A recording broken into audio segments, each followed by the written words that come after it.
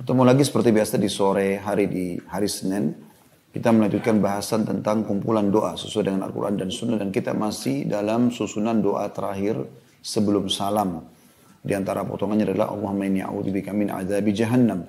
Ya Allah, lindungilah kami dari siksa api neraka jahannam. Dan kita sekarang lagi fokus untuk membedah potongan doa ini. Bagaimana kita mengenal lebih jauh tentang neraka jahannam yang Allah Subhanahu wa taala siapkan untuk para pembangkang dan orang-orang yang tidak mau kembali dan taubat kepadanya. Dan tempat ini teman-teman sekalian sudah sering saya ulangi, bukan sebuah penjara yang cuma 1 hektar dijaga dengan mungkin penjaga-penjaga penjara yang mungkin kekejamannya pun kalau ada tuh kekerasannya hanya dalam batas-batas waktu tertentu. Mungkin ada juga orang yang masuk penjara mungkin sama sekali tidak melalui proses hukuman fisik misalnya. Karena dia mengakui kesalahan dan kemudian dia tertib di dalam penjara, dia masih sempat bisa makan makanan yang enak, masih bisa mandi, masih bisa ke kamar kecil, mungkin masih bisa istirahat walaupun tentu tempatnya tidak senyaman rumahnya. Neraka adalah sebuah tempat yang sudah kami sering ulangi, tidak ada tempat istirahat, tidak ada tidur. Makanannya pun sudah kita jelaskan bagaimana buah zakum yang seperti minyak panas yang meleleh, yang melelehkan tubuh. Kemudian minumannya dari air yang mendidih, timah yang panas, dari tinatul khabal atau darah dan nanah ahli neraka. Dan itu non-stop, tidak ada waktu untuk istirahat. Dan bagaimana kita sudah jelaskan teman-teman sekalian, mereka ahli neraka itu luar biasa ya, keadaannya sangat menyedihkan sekali. Di pasal atau di bab ke-14 yang lalu kita sempat bahas bagaimana akan didatangkan pada hari kiamat orang yang paling besar nikmatnya di dunia. Ya, kita anggap dia dari lahir sampai dia meninggal lagi nggak pernah rasakan kesusahan hidup dari sisi materi. Rumahnya mewah, mobilnya bagus, segala macam, punya jabatan mungkin dari orang tuanya, warisan segala macam. Tapi dia termasuk ahli neraka karena tidak pernah beribadah kepada Allah SWT, tidak beriman kepada Allah SWT. Maka datangkan pada hari kiamat lalu dicelupkan dengan 1 celupan saja di neraka, lalu dikeluarkan. Kemudian ditanya kepada dia, apakah pernah kamu rasakan nikmat selama ini? Pernah nggak kamu lihat selama ini kenikmatan? 2 pertanyaan itu. Maka dia mengatakan demi Allah tidak pernah. Hanya dengan 1 kali celupan di neraka membuat seluruh nikmat dunia ini dilupakan. Tidak pernah sama sekali dirasakan. Ya. Begitu juga dengan sebaliknya ahli surga. Akan didatangkan nanti pada hari kiamat orang yang paling susah di dunia. Anggap dari lahir orang tuanya sudah miskin, tinggal di pinggiran jalan, dia pun begitu. Tapi dia termasuk ahli surga. Karena walaupun miskin dia beribadah kepada Allah Subhanahu wa taala. Azan dia sholat, puasa dia puasa. Dia melakukan ketaatan-ketaatan kepada Allah walaupun dia melalui kesusahan hidup secara ekonomi di dunia. Pada saat meninggal akan didatangkan hari kiamat dan dicelupkan 1 celupan di surga. Dimasukkan lalu kemudian dikeluarkan. Kemudian ditanya kepadanya, apa kau pernah lihat penderitaan selama ini? Maka dia mengatakan tidak pernah demi Allah. Jadi tidak pernah ke penderitaan yang dia pernah rasakan di dunia hilang semua dengan 1 celupan di surga. Sebagaimana juga tadi orang yang paling besar nikmatnya di dunia, tapi dari ahli neraka dicelupkan 1 celupan di neraka lalu dia kehilangan nikmat selamanya yang pernah dia rasakan selama ini. Bagaimana dengan orang yang menjadi penghuninya selamanya? Khalidina fiha. Kekal di nikmat surga dan kekal di siksaan neraka. Maka ini sebuah hal yang mesti dijadikan sebagai sebuah ibrah dan pelajaran. Dan sebenarnya orang-orang yang menjadi ahli neraka ini teman-teman hanya karena dia membangkang. Kenapa harus menjadi ahli neraka? Kenapa harus melakukan pelanggaran-pelanggaran agama? Kenapa harus riba? Kenapa harus dusta? Kenapa harus menipu? Kenapa harus menggunjing? Kenapa harus memfitnah? Kenapa harus mengambil hak orang lain? Kenapa harus durhaka dengan kedua orang tua? Kenapa harus memutus silaturahim? Kenapa harus masuk ke hal-hal yang akhirnya membawa ke dalam neraka? Sementara Allah Azza wa Jalla telah membuat perbuatan-perbuatan tersebut dibenci oleh manusia. Orang tidak suka dengan pendusta, orang tidak suka dengan penyebar fitnah, pengadu domba, orang tidak suka dengan orang-orang yang jahat. Dan juga Allah ancam dengan dosa dan Allah ancam dengan neraka di hari kiamat. Kenapa kita nggak menjadi orang baik saja? Kenapa nggak jujur, nggak amanah, nggak dermawan, nggak baik, nggak silaturahim keluarga, nggak bakti sama orang tua? Kenapa nggak jadi orang baik saja? Yang Allah buat perbuatan itu dicintai oleh manusia. Dan juga dijanjikan pahala yang besar. Berbakti sama orang tua, bersedekah, umroh dan haji, semua ibadah-ibadah yang kita kerjakan. Dan juga Allah cintai dan menyebabkan masuk ke dalam surga. Di dunia kita merasakan kenikmatan dari ibadah tersebut. Juga di akhirat kita merasakan kenikmatan yang abadi yaitu surga. Maka ini perlu jadikan sebagai sebuah pelajaran. Dan ingat saudaraku seiman. Tidak ada yang pernah bisa mengubah seseorang kecuali diri dia sendiri. Anda harus mengubah diri Anda sendiri. Tidak bisa tidak. Kalau Anda berharap orang lain yang akan mengubah Anda, itu tidak mungkin terjadi. Orang lain bisa hanya menjadi penyebab saja, tapi semua ada di tangan Anda. Kata Allah Subhanahu wa taala dalam Al-Qur'an, "A'udzubillahi minasyaitonir rajim. Innallaha la yughayyiru ma biqaumin hatta yughayyiru ma bi anfusihim." Allah tidak akan pernah mengubah nasib satu kaum sampai mereka mengubah nasib mereka sendiri. Penentuan ke surga atau neraka ada di tangan Anda sendiri. Anda yang menentukan masalah itu. Nabi SAW bersabda kepada seorang wanita sahabiat yang dikenal dengan bibinya Imran bin Husain radhiyallahu anhu ajma'in. Pada saat dia datang ke rumah Nabi SAW, tepatnya di rumah Aisyah radhiyallahu anha, lalu dia menceritakan semua keburukan suaminya. Maka kata Nabi SAW, hati-hatilah dengan lisanmu dan muamalanmu dengan suamimu karena dia adalah surga dan nerakamu. Maknanya apa? Kau bisa masuk surga dengan kau taat dan bakti sama dia, kau bisa masuk neraka dengan kau durhaka dengan dia. Artinya surga dan neraka ada keputusannya di tangan kita. Bagaimana kita menjadi orang baik, Allah pasti tidak pungkiri janjinya masuk ke dalam surga. Bagaimana juga ancaman Allah tidak akan mungkin salah. Berbuat kesalahan akan disiksa dalam api neraka. Waktu dunia hanya sebentar, saudaraku seiman. Baru tadi pagi kita lewat pagi, siang dilalui, sekarang sore, sebentar lagi malam, kita tidur, besok begitu lagi. Dan ini semua akan berakhir. Kita akan menuju kepada kehidupan abadi. Orang yang cerdas memaksimalkan waktu dunianya untuk mendapatkan yang terbaik di akhirat sana. Tidak ada target utama seorang mukmin ya di atas surga. Surga tertinggi. Kalau sudah surga targetnya, maka dia akan selalu melalui dunia ini dengan semua ketenangan. Cobaan datang, dia yakin akan, kalau dia sabar akan meninggikan derajat di surga. Nikmat sedang datang, dia berbagi untuk menambah derajatnya juga di surga. Semuanya kebaikan. Maka jangan luput dari masalah ini. Terlebih lagi teman-teman, orang beriman diberikan fasilitas oleh Allah SWT. Orang beriman itu diberikan tempat tinggal, diberikan kesehatan, diberikan keturunan, diberikan pasangan, diberikan segala macam hal oleh Allah SWT. Tinggal bertakwa saja kepada Allah SWT. Allah mengatakan dalam surah At-Talaq, "Wa may yattaqillaha yaj'al lahu makhraja." Siapa yang bertakwa kepada Allah, patuh, melaksanakan perintah, meninggalkan larangan, menikmati halal, meninggalkan yang haram, maka Allah berikan jalan keluar dari setiap permasalahannya. Wa yarzuqhu min haitsu la yahtasib. Dan Allah akan memenuhi atau memberikan rezeki dari tempat tidak disangka-sangka. Wa may yatawakkal 'ala Allah, siapa yang menyerahkan perkaranya kepada Allah, fa huwa hasbuh. Allah akan jadi pencukup baginya. Jadi semuanya jelas. Kita akan lanjutkan ke bab ke-16 tentang masalah keluarnya manusia dari neraka dengan syafaat. Dan ini tema kita pada sore ini. Dan teman-teman sudah tahu kalau ikuti dari awal metode kami tidak buru-buru menyelesaikan buku, tapi bagaimana kita mengambil ibrah, pelajaran dan juga penambahan keimanan dari materi yang lalu dan lanjutan insya Allah pada kesempatan yang sedang dibahas. Penulis mengangkat dalil pertama tentang masalah keluarnya manusia dari neraka dengan syafaat. Artinya akan ada nanti orang-orang yang dikeluarkan dari neraka karena pertolongan. Pertolongan ini terbagi tentunya. Ada pertolongan dari sang pencipta Allah Subhanahu wa taala, ada pertolongan dari para nabi-nabi, ada pertolongan dari para syuhada, orang-orang siddiq, orang yang mati syahid, orang-orang yang jujur, orang saleh, ya, para orang-orang yang memang sudah lolos dari timbangan amal. Mereka memberikan syafaat, bisa pertolongan. Tetapi yang diberikan syafaat adalah orang-orang yang sudah masuk ke neraka. Dan jangan sampai dipahami salah nanti apa yang akan kita bahas. Oh, kalau kita akan dapat syafaat, nggak apa-apa kita masuk neraka dulu. Ini kebutuhan.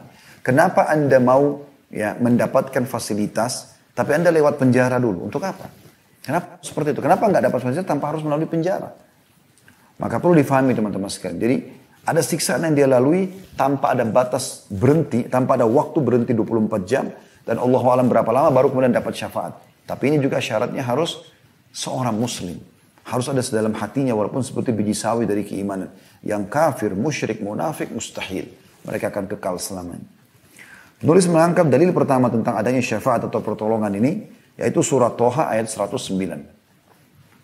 Bunyinya, "A'udzubillahi minasyaitonirrajim, yauma idzin la tanfa'u syafa'atu illa man adina lahu ar-rahmanu wa radiya lahu qawla." Pada hari itu, hari kiamat, hari kebangkitan, tidak berguna syafaat, rekomendasi pertolongan, kecuali syafaat orang yang Allah Maha Pemurah telah memberi izin kepadanya. Dan dia Allah telah meridhoi perkataannya. Maksudnya dia sendiri sudah lolos dari timbangan amal. Jadi dia sudah lolos dari timbangan amal. Dia sudah amal solehnya lebih baik daripada amal buruknya. Maka Allah izinkan dia. Dan tergantung. Allah izinkan dia memberikan syafaat 1 orang, 2 orang, 3 orang. Tentu ada orang yang mungkin sangat dekat dengan Allah Subhanahu Wa Taala. Dia bisa memberikan ya sampai sejumlah suku Mudhar. Kita pernah jelaskan di 2 pertemuan yang lalu ya. Bagaimana kata Nabi SAW waktu menjelaskan tentang keras dan besarnya tubuh ahli neraka. Kata Nabi SAW, sungguhnya ada dari umatku orang yang bisa memberikan syafaat sampai sejumlah suku Mudhar atau Mudhar. Mudhar itu bisa 100.000 ke atas orang. Bahkan kalau sekarang di hari ini perkembangan mereka sudah jutaan orang. Bisa diberikan syafaat karena banyaknya amal soleh dia. Baiknya hubungannya dengan Allah SWT. Dan ada orang dari umatku yang akan menjadi penghuni neraka dan menjadi salah satu dari sudutnya. Karena besarnya tubuhnya untuk disiksa. Karena banyak sekali dosa yang dia lakukan. Itu dari umat Islam. Gitu kan? Dari umat Islam. Tapi ada yang memberikan syafaat di sini. Semoga kita termasuk insya Allah di dalam yang bisa memberikan syafaat orang-orang yang kita cintai. Atau orang kita kenal ataupun tidak kenal dari kaum muslimin. Sehingga mereka selamat dari siksa. Juga boleh mengangkat dalil yang kedua surah Az-Zumar ayat 44. Surah nomor 39. A'udzu billahi minasyaitonir rajim. Qul lillahi syafa'atu jami'a lahu mulkus samawati wal ard thumma ilaihi turja'un. Katakanlah, hanya kepunyaan Allah syafaat itu semuanya. Kepunyaannya lah kerajaan langit dan bumi.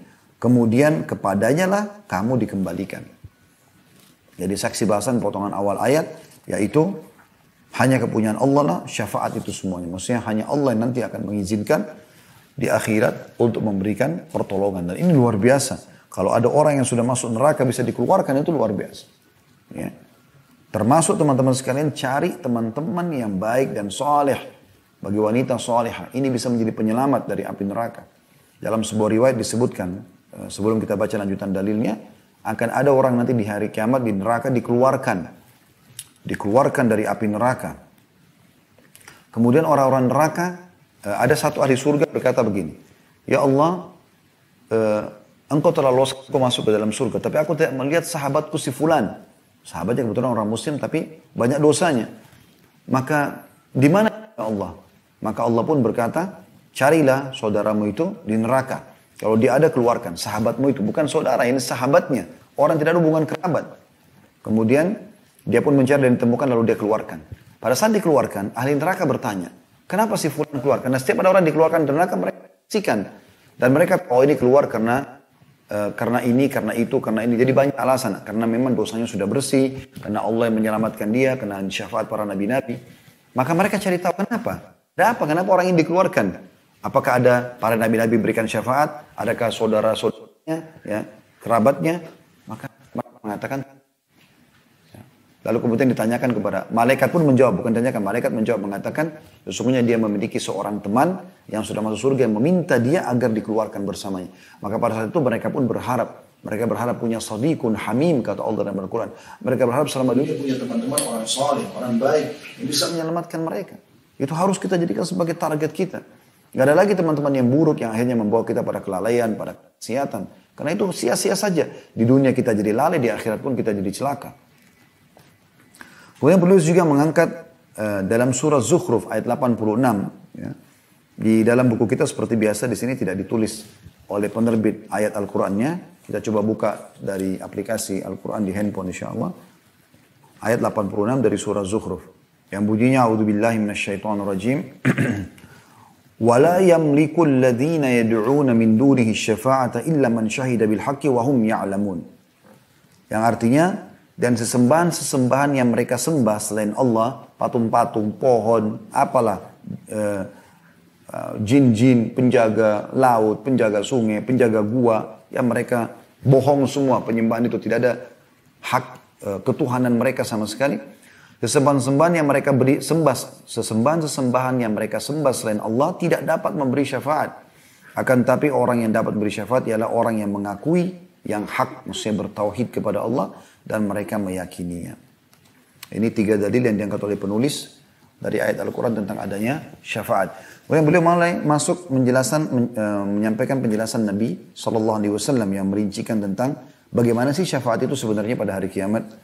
Bermula daripada hadis yang diriwayatkan oleh Bukhari di jilid 1 halaman 72 dan Muslim jilid 3 halaman 35. Dari Abu Sa'id Al-Khudri radhiyallahu anhu beliau meriwayatkan dari Nabi sallallahu alaihi wasallam, "Yadkhulu ahlul jannati al-jannata wa ahlun nari an-nar. Thumma yaqulu Allah subhanahu wa ta'ala, akhriju man kana fi qalbi mithqalu habatin min qadarin min iman. Fayukhrajuna minha qad iswaddu, fayulqawna fi naharil hayat. Fayambutuna kama tambutul habbat wa tuhibbatu fi janibis sayl. Alam tara annaha takhruju safra'a multawiyah." Ahli surga padahal sudah masuk ke dalam surga. Mereka sudah nikmati semua kenikmatan itu. Semua kita termasuk insya Allah. Dan ahli neraka masuk ke dalam neraka. Sudah disiksa mereka. Baik yang kekal ataupun kekal dari orang musyrik, orang munafik, orang kafir. Dan orang yang sementara dari usatul mu'minin, orang-orang beriman tapi masih banyak maksiat, dosanya lebih berat daripada amal solehnya. Kemudian Allah subhanahu wa ta'ala, Allah yang maha suci ya, dan maha tinggi berfirman, keluarkanlah siapa yang dalam hatinya terdapat seberat biji sawi dari keimanan muslim. Lalu mereka dikeluarkan dari neraka dalam keadaan telah menjadi hitam. Nah ini menandakan teman-teman sekalian, ya, atau membantah orang yang mengatakan, ya, kalau memang kita dapat syafaat lebih baik kita, atau tidak masalah, kita masuk neraka dulu atau kita akan masuk ke dalam surga. Bagaimana Anda bisa tahu berapa lama Anda disiksa? Dan ini sudah dikatakan dalam hadits akan menghitam, artinya dibakar sampai hangus, ya, baru dikeluarkan. Allahu a'lam berapa lama, gitu kan? Jangan dianggap remeh masalah ini.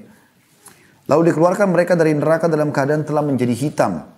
Lalu mereka dilemparkan ke sungai kehidupan. Jadi ada nahar hayat namanya. Allah ciptakan sebuah sungai di depan surga khusus untuk digunakan atau dimandikan orang-orang mukmin yang masih masuk neraka lalu dibersihkan sebelum masuk ke dalam surga. Mereka akan dilemparkan atau dimasukkan ke dalam sungai itu.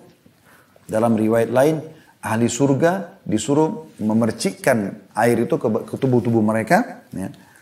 Lalu mereka dilemparkan ke dalam sungai kehidupan, lantas mereka tumbuh seperti biji yang tumbuh di samping aliran air.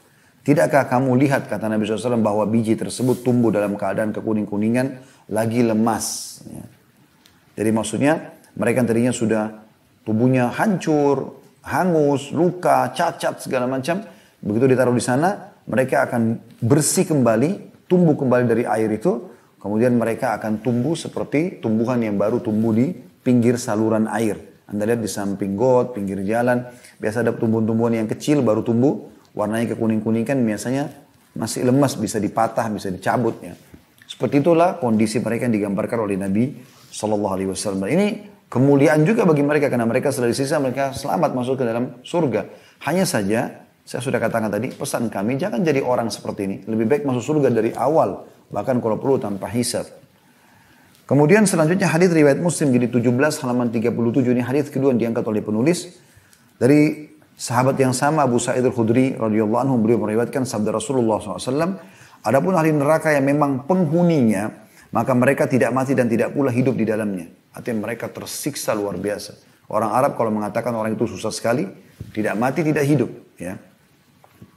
Tetapi manusia yang dibakar api akibat dosa-dosa mereka, maka Allah betul-betul mematikan mereka. Hingga ketika mereka telah menjadi arang, maka diizinkan untuk diberi syafaat. Lalu mereka dibawa berkelompok-kelompok. Lalu disebarkan di sungai-sungai surga. Kemudian dikatakan, wahai ahli surga, berkumpullah bersama mereka. Lalu mereka tumbuh seperti biji-bijian tumbuh yang di tengah-tengah buih banjir. Atau tumbuh di tengah-tengah buih banjir. Ya, buih biasa ada lihat busa yang ada di atas tumbukan air. Mereka tumbuh seperti itu. Yang dimaksud di sini mereka ya, dibakar. Karena dosa-dosa mereka, maksudnya orang beriman tapi masih banyak dosanya ya. Akhirnya Allah SWT buat mereka dikeluarkan dari neraka. Karena ada syafaat di sini. Kemudian hadis yang lain juga, hadis yang ketiga masih sahabat yang sama. Abu Sa'id Al-Khudri radhiyallahu anhu, ini hadis yang ke-40 ya. Dari awal kita belajar tentang neraka ini. Beliau menuturkan sabda Rasulullah SAW, "Sayakhruju nasun minan nari qad ihtaraku wa kanu mithlal humam. ثم لا يزال أهل الجنة يرشون عليهم الماء حتى ينبتون نبات الغثاء في السيل." Orang-orang akan dikeluarkan dari neraka dalam keadaan telah terbakar dan mereka sudah seperti arang. Kemudian ahli surga terus-menerus mencipratkan air pada mereka hingga mereka tumbuh seperti tumbuhan yang lemah di aliran air. Hadis riwayat Ahmad dan disahihkan oleh Al-Albani dalam silsilah hadis sahihah jilid 4 halaman 68 dan dikatakan sahih berdasarkan syarat Imam Muslim. Jadi hadis ini sama tadi, ada syafaat. Berarti mereka akan dikeluarkan karena pertolongan yang Allah izinkan. Hadis nomor 41 dari awal kita belajar masih sama dari sahabat yang sama Abu Sa'id Al-Khudri radhiyallahu anhu, beliau meriwayatkan sabda Rasulullah SAW, "Inna Allah azza wa jalla yukhriju qawman minan nari ba'da ma la yabqa minhum fiha illa al-wujuh fayudkhiluhum Allahu al-jannah." Sesungguhnya Allah Azza wa Jal mengeluarkan satu kaum dari neraka setelah tidak tersisa dari mereka di dalamnya kecuali wajah. Lalu dia memasukkan mereka ke dalam surga. Hadis ini sahih disebutkan oleh Albani dalam silsilah hadis sahihah nomor 1661. Jadi artinya luar biasa bagaimana bayangkan teman-teman terbakar seluruh tubuhnya berarti habis kecuali wajahnya dan tidak mati. Ya. Kemudian mereka akan dikeluarkan dari api neraka tersebut. Ini luar biasa teman-teman sekalian. Jadi harus hati-hati ya. Harus hati-hati sekali. Saya subhanallah pribadi pernah Allah Azza wa Jalla perlihatkan dalam mimpi. Saya melihat ada berada di sebuah tempat yang penuh dengan orang-orang yang lagi disiksa. Dan mereka itu seperti berada di api yang sudah menghitam. Lalu membakar seluruh tubuh mereka. Dan tersisa wajahnya. Dan mereka masih bisa mengucapkan kata-kata tapi mereka tidak bisa lepas dari siksaan itu. Alhamdulillah dalam mimpi itu saya melihat saya sempat keluar dari tempat tersebut. Saya sih melihat mentakwilkan itu adalah neraka. Karena begitu luar biasa tempat siksaan itu diperlihatkan oleh Allah SWT. Memang betul-betul seperti dalam hadits ini. Tinggal wajah mereka saja. Jadi terbakar semuanya sampai hangus. Semuanya menghitam. La hawla wa la quwata illa billah. Semoga Allah selamatkan kita dari semua ini. Kemudian hadis nomor 42. Masih sama juga. Dari sahabat yang sama Abu Sa'id al-Khudri radhiyallahu anhu beliau menceritakan, kami pernah bertanya, wahai Rasulullah, apakah kami akan melihat Rabb kami pada hari kiamat? Di dunia kita nggak bisa lihat Allah, di akhirat kita bisa lihat nggak Allah nanti, pencipta kami. Beliau balik bertanya, apakah kalian kesulitan melihat matahari dan bulan ketika langit cerah? Jadi pada saat siang pagi hari lagi cerah atau siang hari kita kesulitan nggak lihat matahari? Tentu jawabannya tidak. Bulan juga di malam hari pada saat tidak ada mendung, tidak ada awan menutupi, kita akan lihat sangat cerah. Maka kata Nabi SAW, apakah kalian kesulitan melihat matahari, maksudnya di siang hari, dan bulan ketika di malam hari, pada saat langit cerah? Kami menjawab, tidak ya Rasulullah. Tidak ada kesulitan melihat matahari dan bulan pada saat itu. Maksudnya nyata, kelihatan. Maka beliau bersabda, sesungguhnya kalian tidak kesulitan melihat Rabb kalian pada hari itu, sebagaimana kalian melihat keduanya. Kemudian beliau bersabda, penyeru berseru, hendaklah tiap-tiap kaum pergi kepada apa yang dulu mereka sembah. Lalu penyembah salib pergi bersama salib mereka. Penyembah berhala pergi bersama berhala mereka. Dan penyembah banyak Tuhan akan pergi bersama Tuhan mereka. Hingga tersisa siapa yang menyembah Allah, baik yang berbakti maupun yang durhaka. Serta beberapa golongan dari ahlu kitab. Kemudian Jahannam didatangkan. Ia ditampakkan seolah-olah fata morgana. Ditanyakan kepada kaum Yahudi, apa yang dulu kalian sembah? Mereka menjawab, kami menyembah Uzair anak Allah. Karena orang Yahudi mengatakan Uzair anak Allah. Ya. Sebagaimana Nasrani mengatakan Isa anak Allah. Lalu dikatakan, kalian berdusta. Tidak mungkin Allah memiliki istri dan anak. Lalu apa yang kalian inginkan? Mereka mengatakan, kami ingin agar engkau memberikan minum kepada kami. Diperintahkan kepada mereka, atau dikatakan, minumlah. Lalu mereka berjatuhan di dalam neraka. Ya, bagi teman-teman yang pegang bukunya, itu ada salah cetak ya, salah tulis, diperceritakan di halaman 147, dikatakan lalu mereka berjatuhan di surga. Itu tidak benar, berjatuhan di neraka mereka ya. Karena ini adalah orang-orang yang menyembah Uzair, mereka kufur kepada Allah. Jadi kata-kata surga diganti neraka. Hingga tersisa nanti, setelah mereka semua dilempar ke neraka, adalah orang-orang yang menyembah Allah, baik yang berbakti maupun yang durhaka.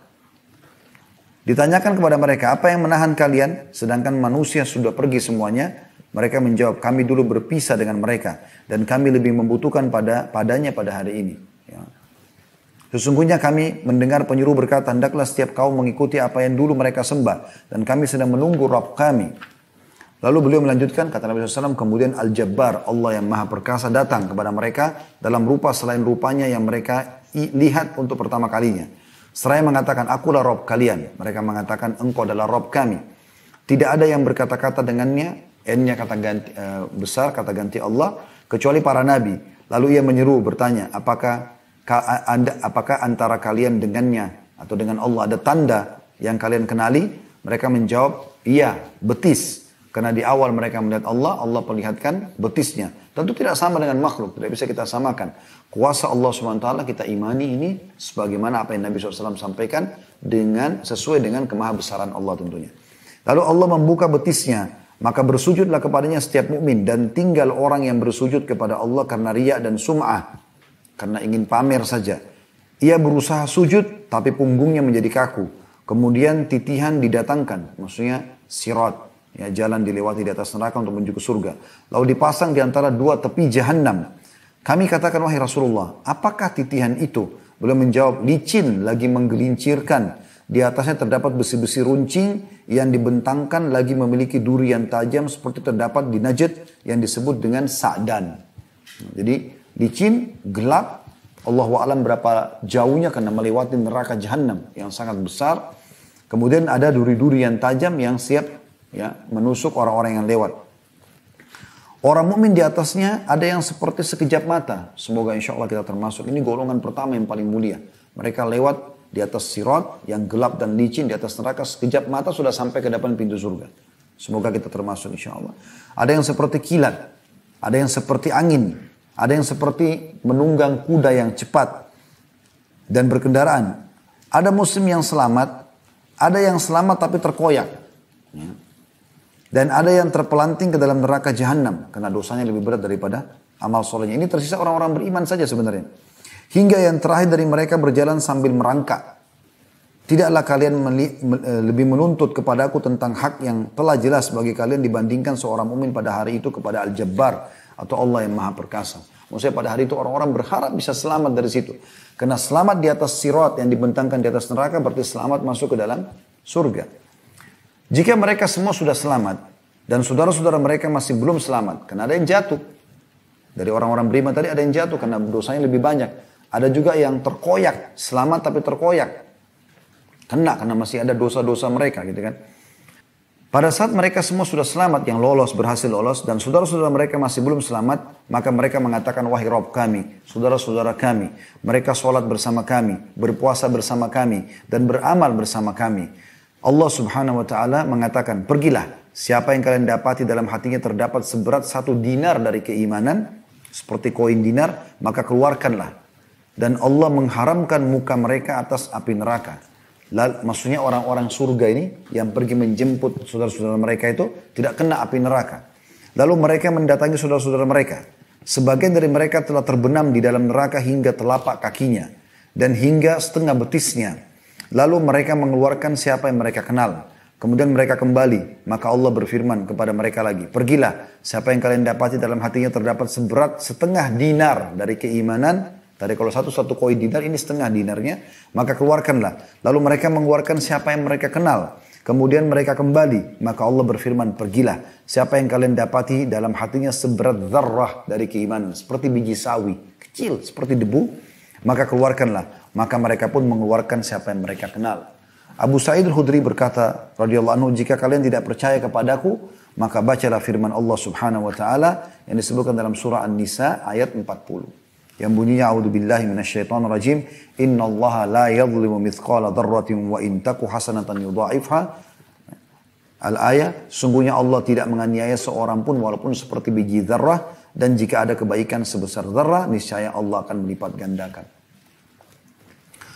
Kata Nabi SAW, kemudian para nabi, malaikat-malaikat dan kaum mukminin memberikan syafaat.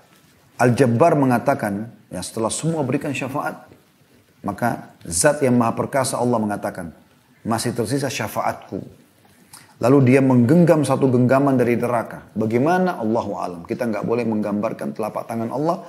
Allah menggenggam satu genggaman dari neraka. Lalu mengeluarkan banyak orang yang telah terbakar. Lalu mereka dilemparkan ke sebuah sungai di mulut surga yang disebut dengan air kehidupan. Lalu mereka tumbuh di kedua tepinya sebagaimana biji-bijian tumbuh di aliran air yang kalian melihatnya di sisi batu dan di sisi pohon. Daun yang terkena sinar matahari berwarna hijau dan yang terlindung oleh naungan berwarna putih. Lalu mereka keluar dari sungai kehidupan seolah-olah intan. Pada leher mereka disematkan tanda, lalu mereka masuk ke dalam surga. Ahli surga menyebut mereka dengan istilah utaqa'ur rahman atau kaum yang dibebaskan oleh Ar-Rahman, zat yang maha pengasih, Allah SWT. Allah memasukkan mereka ke dalam surga dengan tanpa amal yang mereka lakukan dan tanpa kebaikan yang pernah mereka persembahkan. Dikatakan kepada mereka, untuk kalian apa yang kalian lihat dan semisalnya diberikan bersamanya. Hadis ini riwayat Bukhari, jilid 13 halaman 420, Muslim jilid 3 halaman 24. Ini hadis yang sangat mulia, berita gembira bagi orang-orang muslim. Kata Allah SWT dalam Al-Quran, وَلَا تَمُوتُنَّ إِلَّا وَأَنْتُمْ مُسْلِمُونَ. Itu kata kunci keselamatan yang luar biasa. Dan jangan kalian meninggal kecuali dalam keadaan Islam. Dan itu sudah cukup untuk menyelamatkan seseorang. Tentu selama dia tidak membatalkan keislamannya. Kalau dia syirik, seperti dukun, atau pergi ke dukun dan dia sengaja percaya dan segala macam. Dia murtad dari Islam, maka ini tidak dapat tentunya. Ya. Ini masih bisa diselamatkan, tapi dengan syarat tidak ada kesyirikan, tidak ada kufuran yang membatalkan keislamannya, cuma memang masuk ke dalam neraka terlebih dahulu. Kemudian hadis nomor 43 masih di bab yang sama. Dari Anas radhiyallahu anhu, beliau meriwayatkan sabda Nabi SAW, Yaqulullahu subhanahu wa ta'ala, akhriju minan nari man dzakarani yawman aw khafani fi maqam. Allah yang maha suci dan maha tinggi berfirman, keluarkanlah dari neraka siapa yang mengingatku pada suatu hari atau takut kepadaku di suatu tempat. Hadis riwayat Tirmidzi dan beliau menghasankannya serta juga disebutkan oleh Al-Hakim dalam Mustadrak dan beliau mensahihkannya dan disetujui oleh Az-Zahabi dan dihasankan oleh Albani dalam Dzalul Jannah nomor 833. Hadis ini lebih mulia lagi, ya maksudnya semuanya mulia tapi ini luar biasa gitu. Dikatakan bahwasanya Allah SWT mengatakan keluarkan dari neraka siapa yang pernah mengingatku walaupun cuma sehari.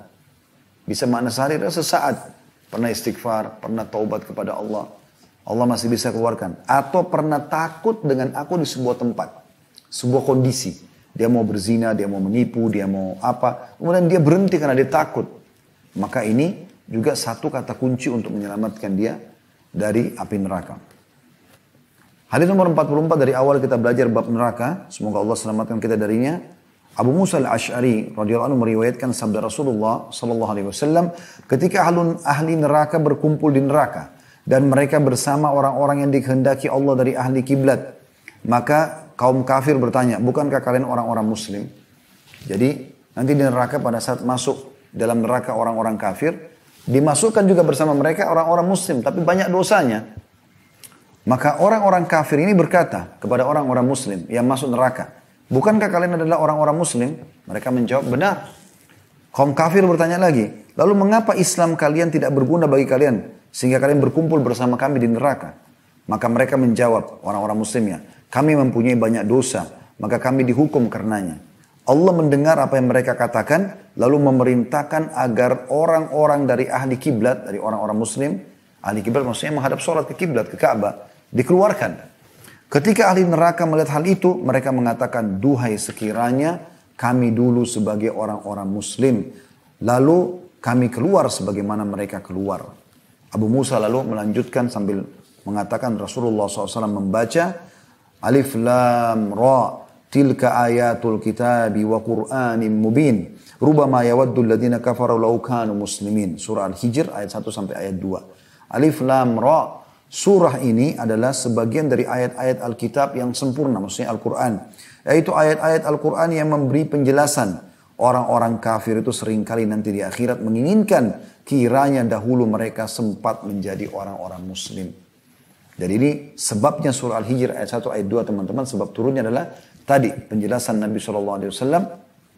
Nanti akan ada orang-orang muslim masuk neraka. Lalu mereka ditanya oleh orang-orang kafir, kenapa kalian masuk di sini sementara kalian ini adalah muslim? Berarti tidak bermanfaat Islam kalian. Maka Allah pun mengeluarkan mereka dari neraka karena keislamannya. Maka orang-orang kafir mengatakan, coba seandainya dulu kami sempat menjadi muslim. Itu sudah cukup menyelamatkan mereka dari api neraka. Dan ini penyesalan abadi, wa na'udzubillah. Hadis yang terakhir, penyesalan abadi maksudnya bagi orang-orang kafir yang kekal di situ ya. Dan keberuntungan bagi yang dikeluarkan tadi dari neraka.